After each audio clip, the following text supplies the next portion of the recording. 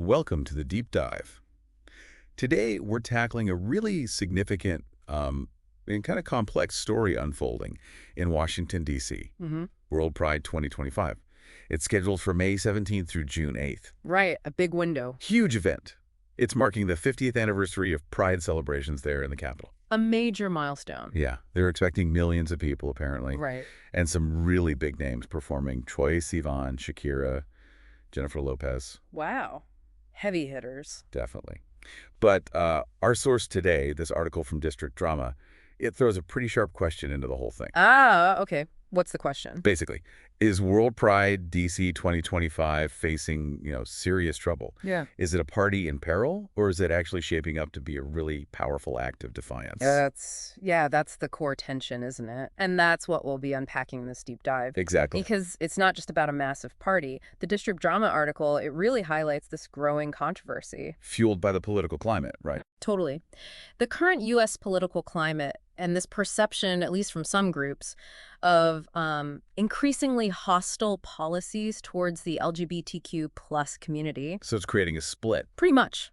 You've got some voices, some groups calling for an outright boycott, Okay. while others are arguing really passionately saying, no, we have to show up. Visibility is crucial right now. Right. Resistance through presence. Exactly. Okay, let's dig into the groundwork then. As the District Drama piece lays it out, the original idea, the vision for World Pride in D.C. Especially on the 50th anniversary. Yeah. It was meant to be incredibly ambitious, celebratory. I mean, the nation's capital, you can't get much more visible than that. Sure. But the article details how those celebratory vibes, they've been seriously challenged. How so? Well, advocacy groups, the African Human Rights Coalition, AHRC, and eGale Canada. Okay, prominent groups. Yeah, they've actually called for people to boycott the event. Wow, okay. But then the local D.C. organizers and a lot of international activists are pushing back, really urging people to come, to participate strongly. So a real clash there. Definitely. And this division, it's even being felt, right there in the D.C. queer scene. The local bars, community spots like Trade, Number 9, Pictures. You must be feeling the pressure. They're all kind of navigating this uncertainty. And sort of oddly, District Drama even mentions a popper shortage as one of the more unusual anxieties floating around. Huh.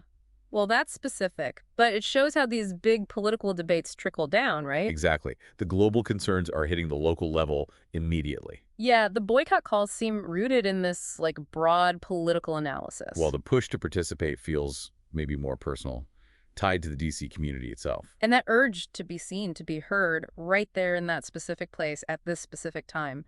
The District Drama article really sets up that fundamental conflict perfectly. So let's get into the why behind the boycott calls. District Drama makes it clear. It boils down to safety concerns and deeply held moral principles. Oh. The AHRC, for instance, uses some really strong language. They describe the U.S. government as, and this is a direct quote, an antagonistic fascist regime. Whoa, that's strong language indeed. Very. Their argument, as District Drama presents it, is that the U.S. has basically strayed too far from the democratic values World Pride originally signed up for. So they're saying the context has fundamentally changed since the event was awarded to D.C. That seems to be the core of it. Yeah. And what's interesting, as the District Drama piece notes, is that they're not just making these broad statements. Right, they're pointing to specific. Exactly. Specific U.S. policies as evidence of what they see as a hostile environment. Like what? Things like anti-transgender executive orders, weakened asylum protections, even passport policies that don't recognize non-binary gender markers. Okay, so concrete policy examples, things with real-world impact. Absolutely. These aren't just abstract political debates for them. They affect people's ability to travel safely, to live with dignity. And that ties directly into the safety concerns, I imagine, especially for international visitors. Totally. Particularly for trans and non-binary attendees coming from overseas. Yeah. District Drama quotes Melanie Nathan from the AHRC. She warns about potential targeted attention, potentially leading to detention at U.S. borders. That's chilling, a really frightening prospect for anyone thinking of traveling. It really is. And the article points out it's not just speculation. Countries like Germany, Ireland, Finland, the Netherlands, Yeah. they've actually issued travel advisories, specifically for their trans and non-binary citizens planning to come to the U.S. for World Pride. Wow. official government warnings, that speaks volumes about the perceived risk. It really does. It raises huge questions about the host country's responsibility, doesn't it? Absolutely. And the Washington Post apparently reported on this too, suggesting it could lead to a drop in international attendance. Yeah, there are concerns about a diminished international presence, even though, dozens of countries like Brazil, Iceland, Uganda are still expected. But that underlying fear is there. Understandable. Then there's the other side of the boycott argument, the moral principle. Right. Beyond just safety. Yeah. The AHRC, according to the District Drama, draws this parallel. They see participating in WorldPride DC as sort of lending legitimacy to the current administration's policies. Okay. Like attendance equals endorsement. That seems to be the view. Mm. They even bring up historical boycotts against apartheid-era South Africa. That's a heavy comparison. It carries a lot of moral weight. It does. The basic idea is don't spend your tourist dollars here. Don't support businesses and systems tied to what they view as an oppressive regime. It's an economic protest call. That parallel to the anti-apartheid movement is powerful. It frames not going as an act of solidarity, not just a personal choice. A way to apply pressure through withholding money. Exactly. District Drama really highlights how that perspective sees, financial abstention as a key tool. But, like we said, District Drama also lays out the other side very clearly. This strong counter-argument from people who believe attending is the act of defiance. The visibility argument. Precisely. Yeah. They stress that being physically present, being visible, is the most powerful statement you can make right now. Mm-hmm. The article quotes an Argentinian activist, Mariano Ruiz, and I think this quote really nails their position. He says, boycotts may offer symbolic protest, but absence creates silence. Absence creates silence. Yeah, that's potent. His point is, by showing up in D.C., especially now, the LGBTQ+ community sends this undeniable message. Resilience. Presence. Right. It reframes attending. It's not about approving of the government. It's about asserting your existence, your community's strength, despite the government. Yeah, and Ryan Boss, he's the executive director of the Capital Pride Alliance. The local organizers. Right. He's quoted in District Drama, too, saying pretty much the same thing. A boycott of World Pride sends the wrong message. We need to show up together, show resilience and resistance to ensure we remain visible and heard. Yeah. It's about actively pushing back against being marginalized or, made fearful. And District Drama says there's a big emphasis on this being a community event, fundamentally. Not just the big concerts and parades. Exactly. Supporters argue it's not just about the headliners, it's a vital platform for local activists, for trans-led groups, BIPOC-led organizations. Giving them a spotlight, amplifying their voices. Right, and they argue that boycotting would actually silence those voices, which is the opposite of what a boycott presumably intends. That's a really important point, the potential unintended consequences. Mm-hmm. And District Drama also mentions a more pragmatic argument against boycotting. Yeah, what's that? Well, it raises these long-term questions, like if boycotting becomes the default response to any country with anti-LGBTQ plus laws. We'd run out of places fast. Potentially, yeah. Yep. It could really shrink the number of international stages for advocacy, for celebration.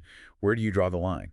Would events in, say, Hungary or Poland or Argentina face boycotts too? Ceding those spaces entirely. That's the fear. So this idea of critical engagement comes up. Meaning? Meaning you go, you participate, but you actively use the event, the panels, the workshops, the marches to address the tough issues like U.S. foreign policy, systemic racism. So be present, but be critical and vocal within the event itself. Exactly. Engage without necessarily endorsing the political backdrop. It's a potential middle ground, maybe. Okay. So District Drama then kind of pivots to look at the real-world fallout from all this controversy. It's not just talk.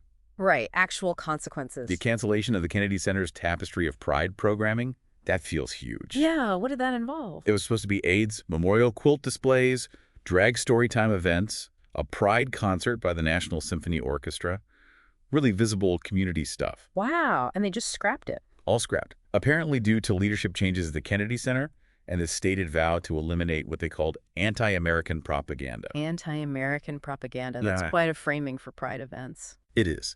And District Drama highlights the reaction. Groups like the Gay Men's Chorus of Washington, D.C., author Tyler Curry McGrath, they saw it as a direct attack on LGBTQ plus visibility. Understandably. That sends a really chilling message, doesn't it? Shows how the political climate can directly hit these planned celebrations. And it's not just canceled events. District's drama also reports sponsors are pulling out. Ah, the money side. Yeah. They specifically name Booz Allen Hamilton, a big federal contractor, Why do they pull out? citing compliance with executive orders targeting DEI, diversity, equity, inclusion programs. Those apparently kicked in around February 2025. Okay, so a direct link to administration policy there. Seems like it. And apparently other sponsors are pulling out too, but asking to remain anonymous. Oh, that anonymity really says something about the pressure, doesn't it? It really does. And the Washington Post reported these pullouts are causing real financial headaches for the Capital Pride Alliance. Even with the big performers still lined up.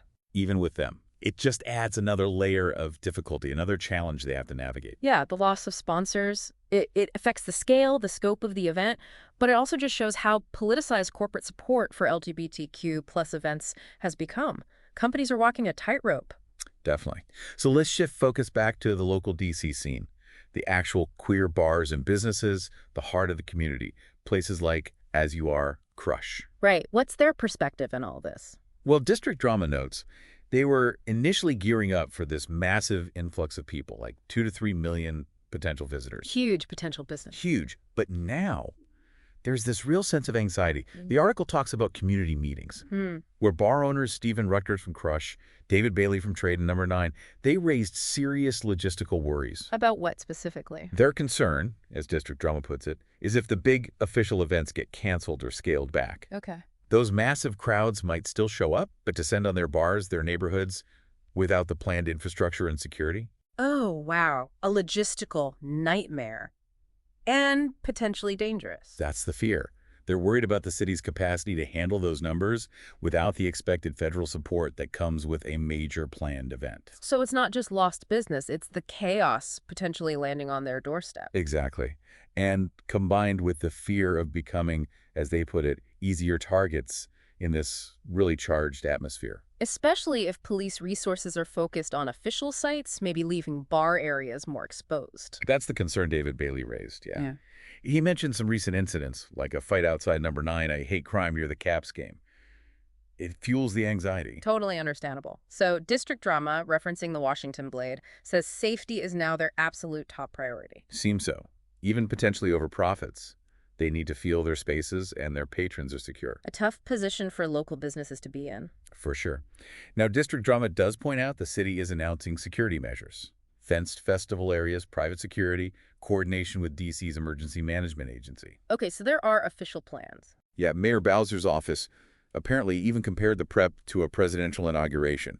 High-level stuff. Not but. But, as the article notes, it hasn't fully quieted that persistent unease in the local community. Right. There's a gap between official reassurances and the lived fear, maybe. Especially given the broader political tensions. I think District Drama really captures that tension well.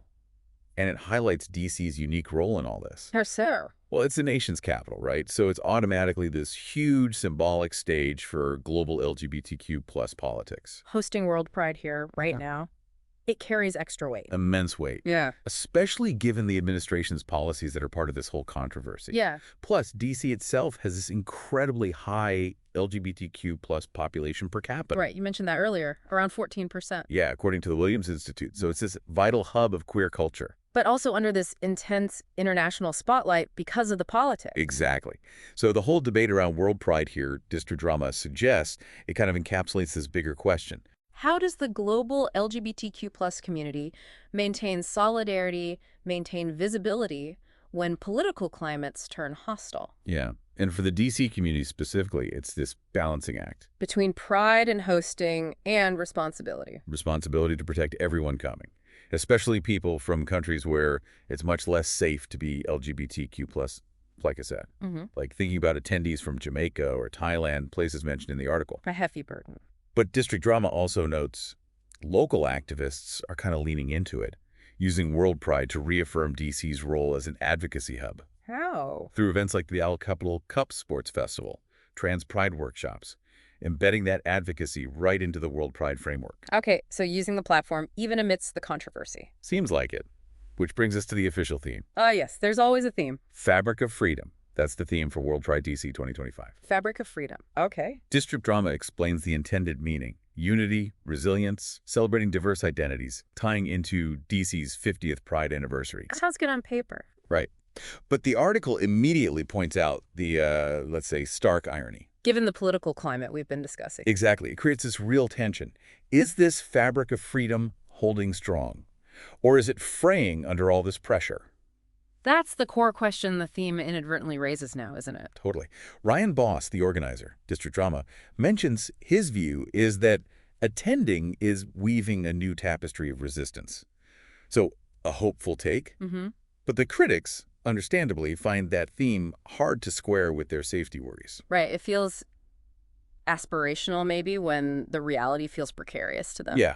The official WorldPride website invites people to be part of the fabric of freedom, and District Drama leaves you asking, can that fabric actually be stitched together right now in these turbulent times? A powerful unanswered question. So where District Drama ultimately lands is on this central dilemma, this inherent tension. Celebration versus safety, visibility versus security. Exactly.